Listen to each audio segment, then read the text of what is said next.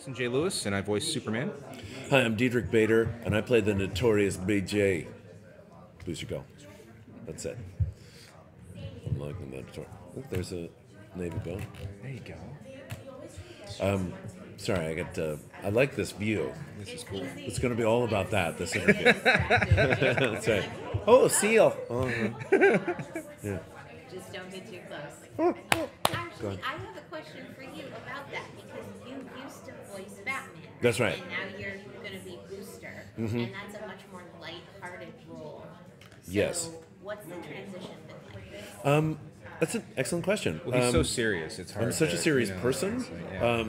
No, it was actually a little bit frustrating when I was doing Batman because Batman was the straight man. I mean, I had some jokes, but most of the time they would be extremely dry, and then actors could come in and have a lot of fun. Like John DiMaggio playing Aquaman was just like one of the great treats to watch. He was really funny, but I was jealous because he got all these jokes and I had no jokes, and I was just setting up John DiMaggio one time, like throwing it over the plate, and he was like, Tsh. I was like, there You're it the goes. straight man. Yeah, it's hard. It's hard. So for me, it's because the majority of my career has been comedy. Booster comes really easily and is really fun, and I didn't really disguise my voice very much or anything, and I'm sure I annoyed the hell out of these guys because I improvised so much. It was Not almost at all. insane. No, not at all. I thought it was amazing. Yeah, I would have lunch at This Is Me Loki.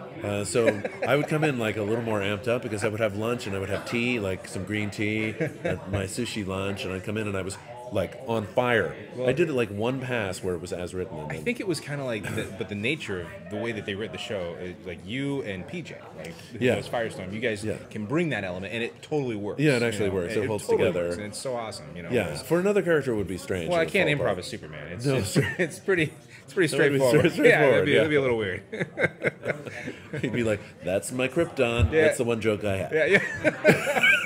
Yeah, like trains of thought are not Superman style. No, it's not what he does. Yeah. So I have to agree and add. Is that what I do? Okay, great.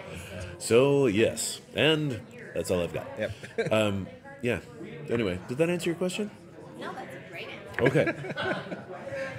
So Jason, as far as Superman is concerned, we've had so many different people do different personas of Superman. So when you got the part, what did you do, like as far as building the persona of the character? Man, I think we were just talking about this too, because it's been one of those things where when I found out I was going to be doing this, first of all, I had to pick myself up off the floor from fainting because it was unbelievable. You're gonna be Superman. I Come know, on. like my agent was so blasé too. He's like, "Oh, by the way, they want to see you as Superman," and I was like, "What? Like, it's amazing!" But in my audition, I remember thinking very specifically, like what they were asking for was not that far off from who I am. Someone that's very polite, very charming, but has that Midwestern kind of appeal to him. They wanted to play up that part of him in his nature, so that I think they could have a little more fun with him in the show. Because the great thing about Superman is that he takes himself seriously, but doesn't take what he does seriously. And so in this show, we see him get to have a little wink and a smile with what he does, and I think we wanted to see all of that because we're seeing a lot of the more heavy-handed stuff in the cinematic universe, which is well and good, but it's nice in the cartoons where he can have fun with his friends doing what he loves, which is helping people and being a friend. And so that was what I wanted to do, and put a lot of that into the soul of the voice I would create.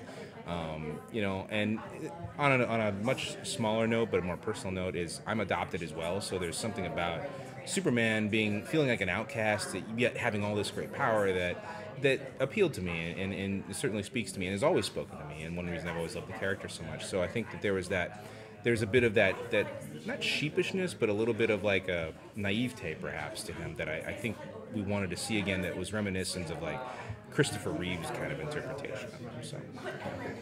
Yeah, we were talking about it earlier. I mean, what Jason brings, which is, I think, really great, is a sweetness, a warmth to it, and a sense of humor, and a wanting to be part of the group rather than removing himself from the group. And I think you're right. It's that Midwestern thing of just like friendly, outgoing, and sort of open. At his core, he was raised on a farm, Yeah, right. right. and by parents that were very loving and nurturing. So. Yeah.